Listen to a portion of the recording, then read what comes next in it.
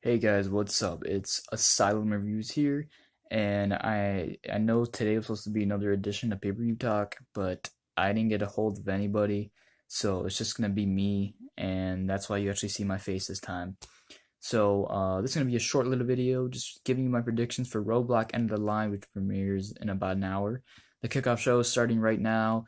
However, I'm not gonna watch it until the first matchup begins, which is not for like another 40 minutes. So that's why I got enough time to do this little quick video for you guys. So let's get straight into it with my predictions for Roadblock End of the Line. And real quick, I found it funny how they decided to make this an actual pay-per-view for now on for Raw, because like this event just happened back in March, which is funny, and it was like a network special. And now all of a sudden they made it a major pay-per-view, which I find pretty funny. Anyways, here are my predictions. So, first match I want to talk about is, of course, from the kickoff show, which features Big Cass going one-on-one with Rusev. Um, Now, this kind of started with Enzo Amore and Rusev, but, after Enzo was tricked into banging Lana, which we saw coming from a mile away, that was not going to happen. Uh, Lana was playing tricks on with him and playing mind games, and it somehow worked. And Rusev just beat the living hell out of Enzo Amore in the hotel room, and that was just an incredible segment, just because it brought back so many memories to the Attitude Era. And yeah, I know my hair's a mess. It is what it is. I kind of showered earlier, so that's why I look like this. Anyways, the winner I say would be Big Cass, just because Rusev um took out Enzo. Enzo's back. He's hurt. He's back though on Big Cass's side. So he's going to be at ringside for this match. So I'm going to go with Big Cass for the win, just so he could get Enzo's revenge for Rusev. So Big Cass. Now we move on to the main card here. The first match I want to talk about is Sami Zayn versus Braun Strowman. I'm surprised this actually turned into a real rivalry between these two. And you know how Braun Strowman is. He's just a monster. He'll just go through anybody in his path, and he wants real competition. He's been begging Mick Foley for weeks now to give him real competition, because he's been putting in all these ridiculous matches with a bunch of jobbers, and then finally Sami Zayn was the one who stood up to Braun Strowman. And you gotta give Zayn credit. You gotta give him guts, man. You gotta give him credit, man. He's got guts to stand up to a big man like that, Braun Strowman. And he's finally gonna get the opportunity of a lifetime to see if he can prove himself when he takes on Braun Strowman at Roadblock End of the Line.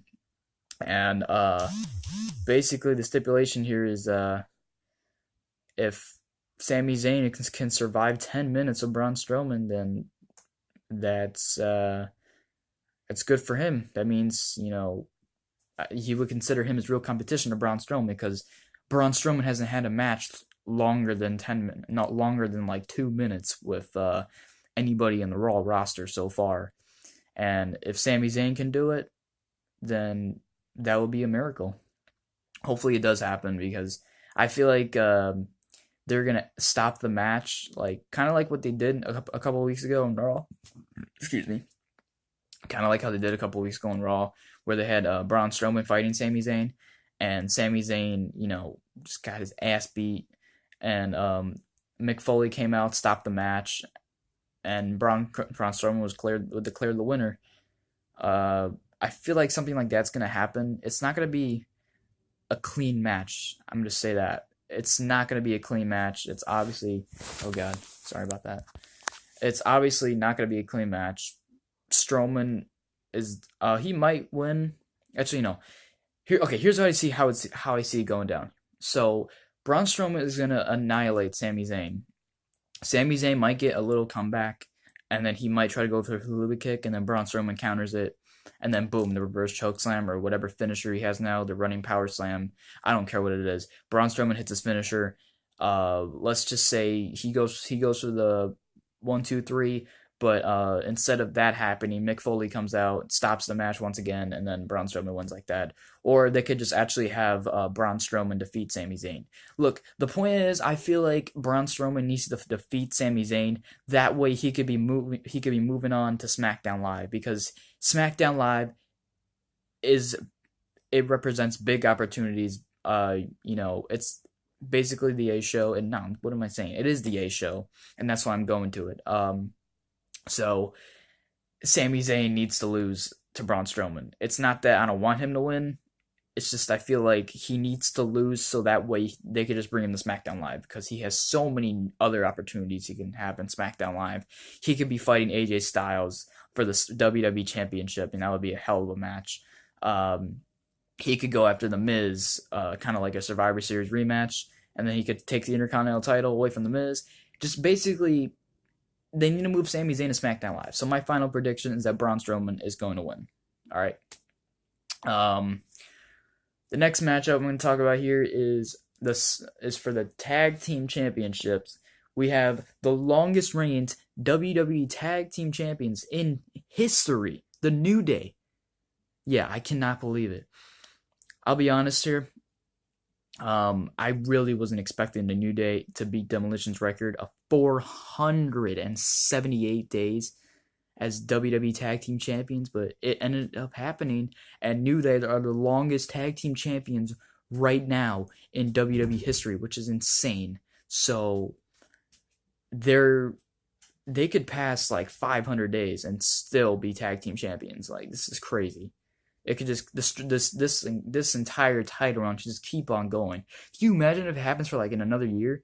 Dude, so many people would be pissed off. It's not like, the only reason I say that is because, people might love the New Day, but I think they want new Raw tag team champions in Cesaro and Sheamus, so I could see why.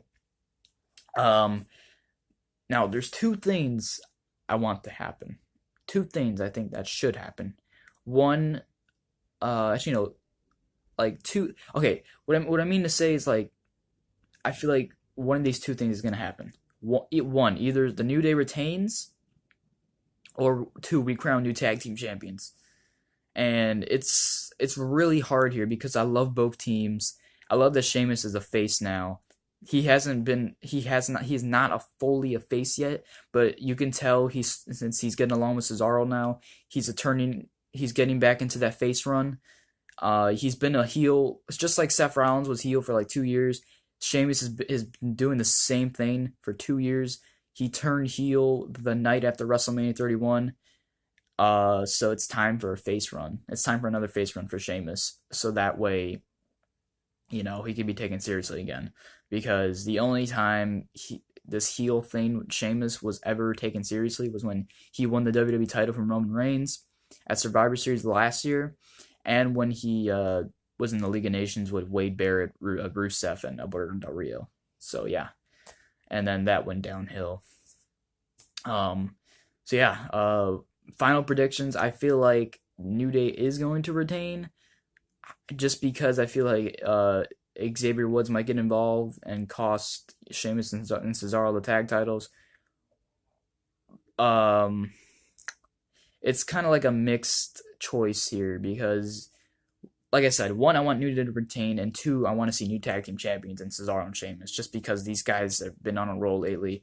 They have, before they couldn't get along, but they worked well as a team, and now they're officially on the same page, so they deserve to win the tag team titles. So it's really hard for me to choose here. Screw it. I'm just going to go with Cesaro and Sheamus, new tag team champions. Boom, I said it. Okay.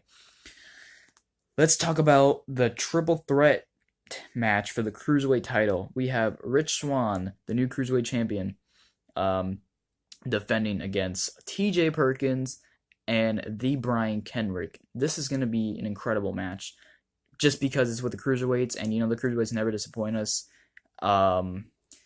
If you love the Cruiserweights, then I'm sure you've been watching 205 Live on the WWE Network. I've been watching that lately, and it's just really entertaining to watch, just because it's a show about the entire Cruiserweight division, and I'm happy that they actually have their own show now.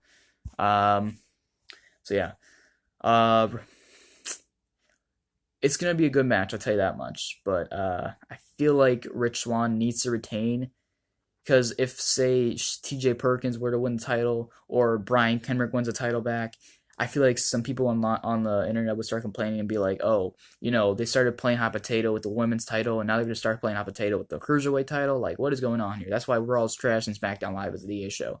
Blah blah blah blah. People are like that.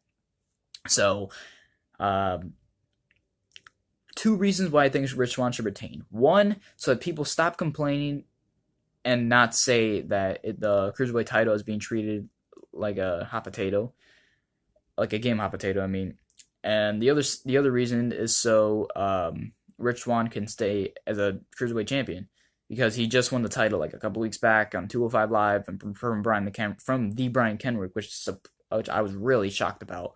Was not expecting that. Happy for Rich Swann. He deserves cruiserweight championship. One man I would love to see as cruiserweight champion one day, Cedric Alexander. The guy is awesome. You don't believe me? Go check out his match with Kota Ibushi at the Cruiserweight Classic on the WWE Network. That was just an incredible match, and it's definitely one of my all-time favorite matches of his in history. So, yeah, this guy is big news. Hopefully, he ends up become Cruiserweight champion someday in the future. I don't know.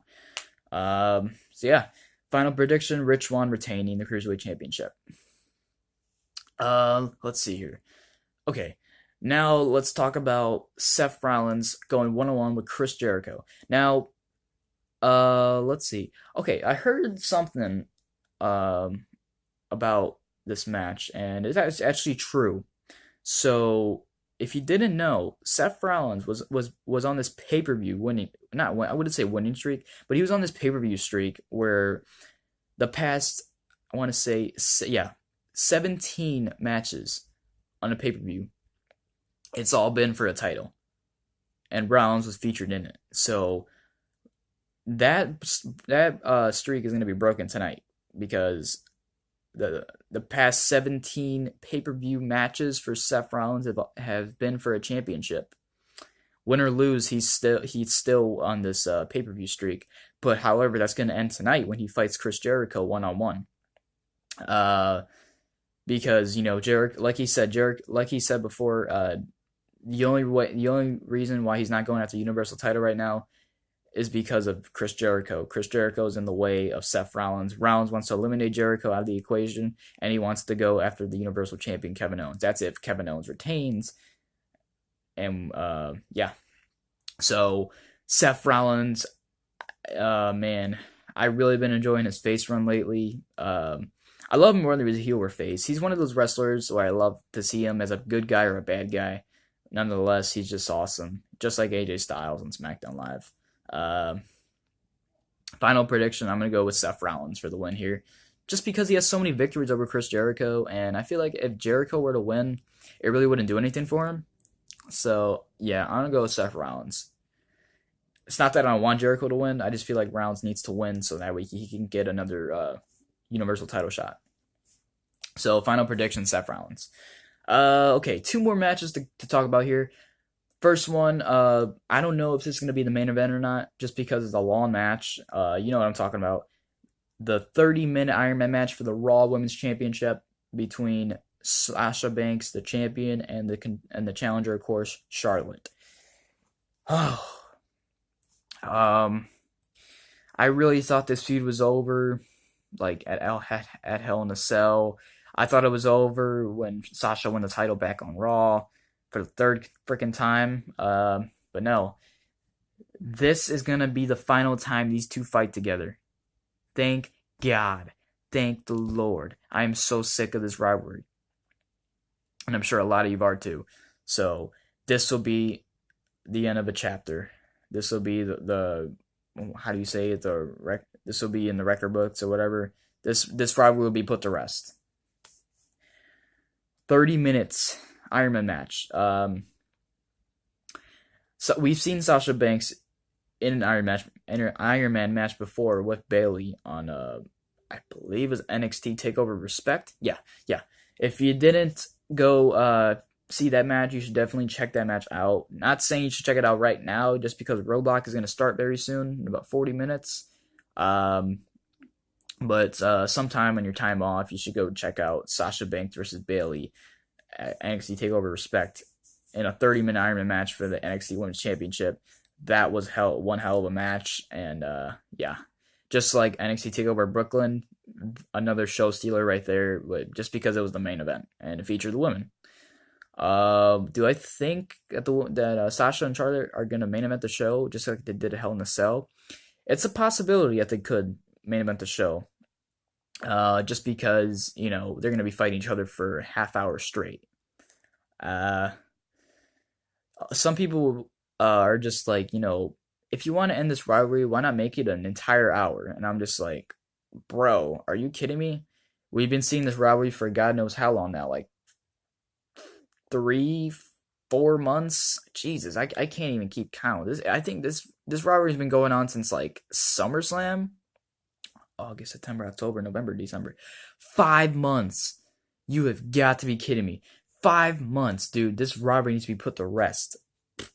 So I'm going with Sasha Banks for the win here. Just because I don't want to see another hot potato thing where Charlotte wins the title back and then Sasha wins it back on Raw the following week. Like, dude, everybody's tired of seeing that. So let's just keep Sasha as champion till WrestleMania. So that way she could be feuding with Bayley. Because somewhere in the future they're gonna turn Sasha heel, just like they did at NXT. When she was feuding with Bayley for the NXT Women's title, they're gonna do the exact same thing with Sasha when they turn her heel, and she'll be feuding with Bayley at WrestleMania for the Raw Women's title. Boom! Oh god, fix that. Jesus. Yeah, calling it right now. Sasha Banks retaining. It's gonna be a hell of a match. I'll tell you that much. Even though I'm tired of seeing it, hell, one more match won't hurt, right? Especially if it's an Iron Man match. Sasha Banks for the win. And finally, the main event. Hopefully, I don't know if this is gonna be main event or not. Like I said, either if it, depending on what happens between Sasha and Charlotte, I feel like this will be the main event. You know exactly what I'm talking about. It's for the Universal title. Roman Reigns challenges Kevin Owens for the WWE Universal Championship. Let's see. So Reigns is our current United States champion, and let's see. A lot of people were saying that if Roman Reigns were to go back in the mid card and take the United States title from Rusev, hopefully that would keep him out of the main event picture. Wrong. That did not happen. Basically, all that happened since Roman Reigns became United States champion was that he was feuding with Rusev, then that feud ended, and now he's fighting Kevin Owens for the Universal title. So, really nothing happened much with Roman Reigns, the United States champion. I like him as the United States champion. However, he really hasn't done much lately, besides just feuding with Rusev. That's about it. So, I feel like they're going to have him drop the United States title to maybe, I don't know, Chris Jericho, probably. So that way Roman Reigns can just have one title. Because if Roman Reigns were to win tonight, and he would walk away with two titles, I mean, the fans already hate him enough. And I still can't get over that. Because I love Roman Reigns.